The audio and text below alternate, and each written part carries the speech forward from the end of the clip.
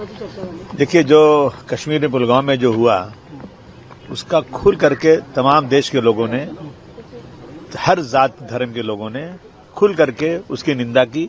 और ये सब ने, खासतौर से मुसलमान, ये चिल्ला चिल्ला कर कह रहा है भारतवर्ष का मुसलमान की सरकार के साथ हम हैं। सरकार कड़े से कड़ा एक्शन लेना चाहिए आतंकवाद के खिलाफ। आतंकवादियों ने वहां जात पूछ के मारा, तो आप जानते हैं भारतवर्ष में क्या हो रहा है। आज हिंदू मुस्लिम को, ये जब से सरकार आई है ना, हिंदू मुस्लिम किया जा रहा है। आतंकवादियों को मालूम था, लगता है कि ये बात करेंगे ना तो देश के अंदर जो अशांति फैलेगी। उन्होंने वहां एक शोषण छोड़ दिया हिंदू मुस्लिम का, अगर छोड़ा उन्होंने, जो सच्चाई अगर है तो वो चीज अब ये हो रही है। यहाँ पे यहाँ के लोग जो हैं हिंदू मुस्लिम को आपस में लड़ा रहे हैं, जबकि वहां के लोगों ने, आदिल ने, नजाकत ने किस तरह से काम किया। जितने लोग गए थे सब चिल्ला चिल्ला कर कह रहे हैं कि वहां के मुसलमानों ने हमें बहुत मदद किया। भारतवर्ष के मुसलमानों के साथ जुल्म क्यों किया जा रहा है। एक आगरा के अंदर एक आदमी ने, जब मीडिया में आ रहा है, मैं तो नहीं जानता सच्चाई कितनी है, लेकिन उसने कहा कि ये जो है गौ रक्षा जो ग्रुप है, उसने एक मुसलमान को मारा, हत्या की है, और कहा कि 26 को मारा है तो 2600 को मारेंगे। अरे मुसलमानों ने कहा मारा है? भारतवर्ष के मुसलमानों का तो नहीं मारा है किसी को ना। और अगर किसी ने मारा भी तो उसको मारो ना, हमें क्यों परेशान किया। कल दादर के अंदर दुकान वालों को गिरा गिरा के मारा गया बुरी तरह से, यहाँ काम नहीं करने देंगे। देश के कोने कोने में कई जगह पे इस तरह की वारदातें हो रही हैं।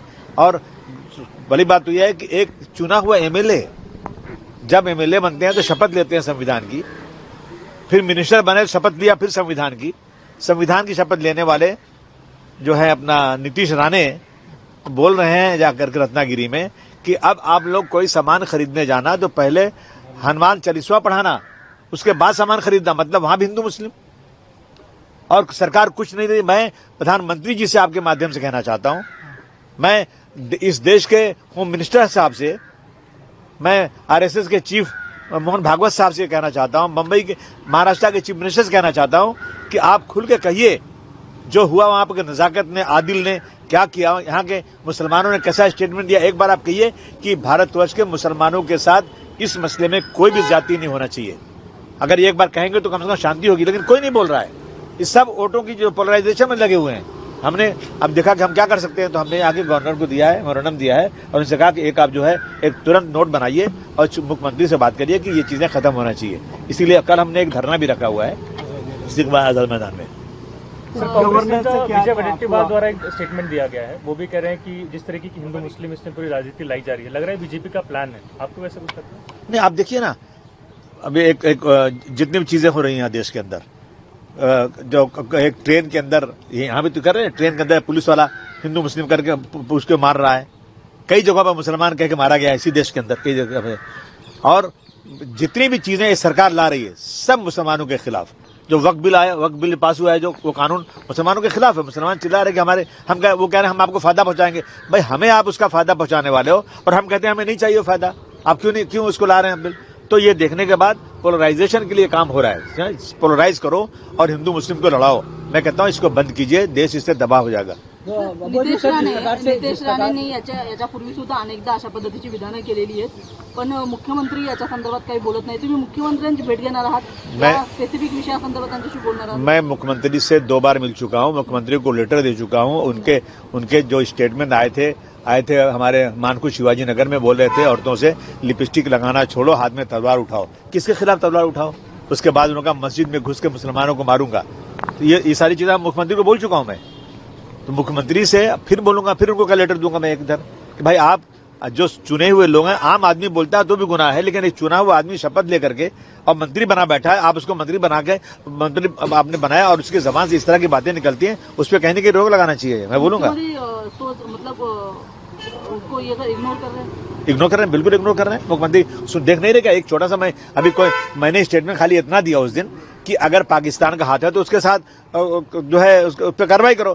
तो आपके टीवी वाले कहते हैं कि अगर क्या मतलब होता है। अरे अगर मैं तो नहीं देख रहा हूं ना, अगर पाकिस्तान का हाथ है तो जरूर उसके साथ करो।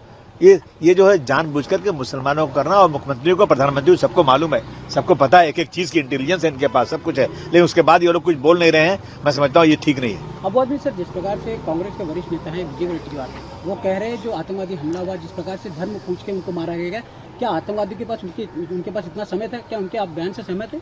इस प्रकार से वो नहीं कह रहे, बहुत सारे लोग कह रहे हैं, बहुत सारे लोग कहते हैं कि सहमत होना नहीं, उन पे FIR क्या मेरे भी FIR कराना चाहते हो क्या?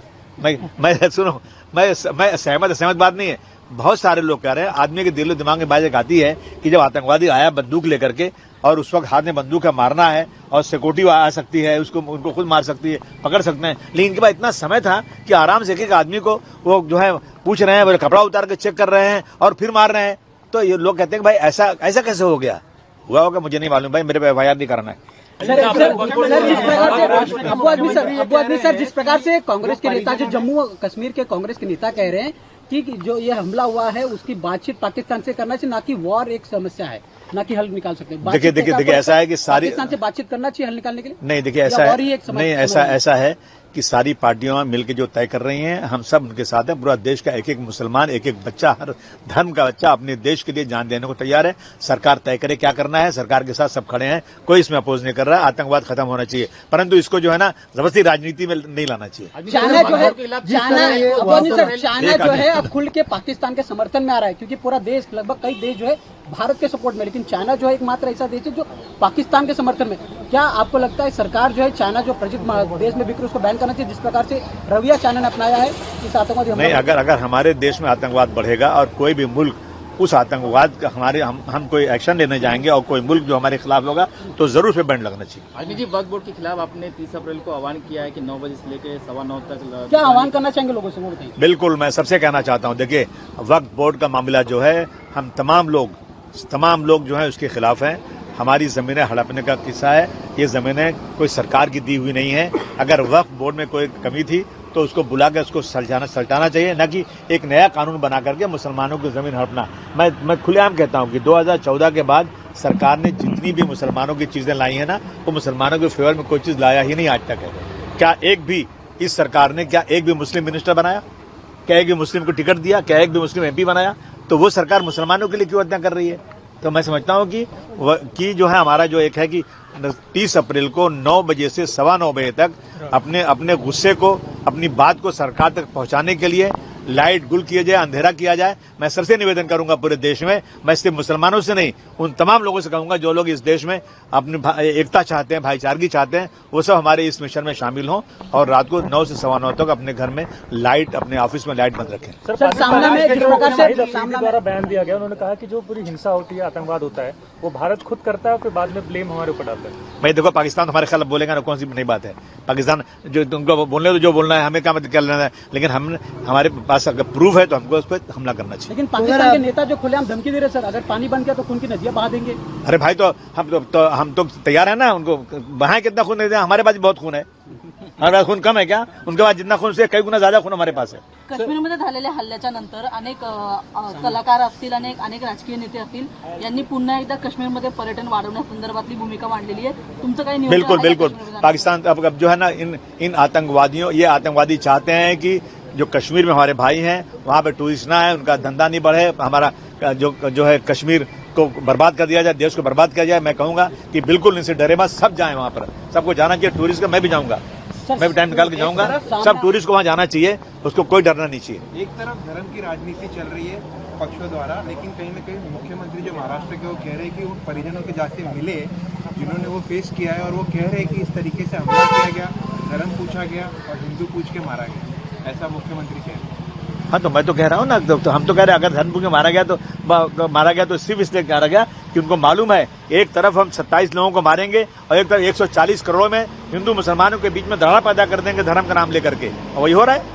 सर, सामना में मुखपत्र सामना में एक बार फिर जिस प्रकार से हमने देखा आतंकवादी हमला हुआ, उसके बाद पाकिस्तान जो रहवासी यहाँ पे रह रहे हैं उसका आंकड़ा सामने आया।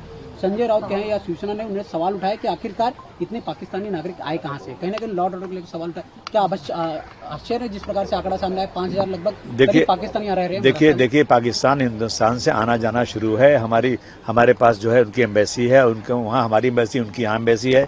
वहाँ से वीजा इशू होता है, लोग आते हैं यहाँ पे, जाते हैं। 1947 में हम सब एक ही थे। किसी का भाई वहाँ चला गया, किसी का माँ यहाँ रहती है, कोई बेटा वहाँ रहता है, कोई यहाँ रहता है, आते जाते हैं, आम पब्लिक में है। लेकिन अब जब ये चीज हुई है तो सबको चेक करके वापस भेजना चाहिए। लेकिन देखिए ऐसा है ना कि बॉर्डर बहुत बड़ा है और जो है नेपाल के बॉर्डर से कोई रोक नहीं पा रहा है। हमने कोई ऐसी शक्ल निकालना चाहिए कि नेपाल के बॉर्डर से भी कोई आकर के भारत में घुसने ना पाए। बहुत सारे लोग आ जाते हैं ऐसे ही, किसी न किसी बहाने से घुस जाते हैं अंदर। इसको रोकना कितना मुश्किल है मैं समझता हूँ। इसमें बहुत बहस हो चुकी है। बॉर्डर बहुत लंबा है और उसके बाद जो सिक्योरिटी रहती है वहां पर, ये जो है अपना बांग्लादेश के लोग कैसे आ जाते हैं, सिक्योरिटी को पैसा खिलाते हैं, अंदर घुस के आ जाते हैं। तो उसको रोकने के लिए सरकार को कोई कड़ा कदम उठाना पड़ेगा। अगर ये दहशतगर्द वहां से आ रहे हैं, उसको रोकने के लिए बहुत जरूरी है। सर, आपने सरकारी पॉलिसी का जिक्र किया। इन दोनों चर्चाएं न्यू एजुकेशन पॉलिसी को लेकर हैं, क्योंकि जानकारी सामने की कक्षा 7 की जो सिलेबस है उसमें से मुगलों का इतिहास, दिल्ली सल्तनत का इतिहास हटा के अब उसमें महाकुंभ और बेटी बचाओ बेटी पढ़ाओ जैसी योजनाओं के बारे में जानकारी दी जा रही है। नहीं, ये बेटी पढ़ाओ महाकुंभ को लाओ, लेकिन पुराने इतिहास को मिटाने से कुछ होगा नहीं। इतिहास मिटता नहीं। इतिहास जो है उसको हटाने से क्या मतलब है? नफरत की क्यों कर रहे हैं? जो चीजें हुई हैं वो इतिहास लोगों को मालूम पड़ना चाहिए सच्चाई क्या है। सरकार कहती है कि राष्ट्रीयकरण हो रहा है। अभी सरकार जो है ना सब ऐसी चीजें कर रही है, तो झूठ गलत है ना। ये तो हिस्ट्री कैसे मिट सकती है? हिस्ट्री तो लिखी हुई है। ठीक है, thank you sir. Thank you sir.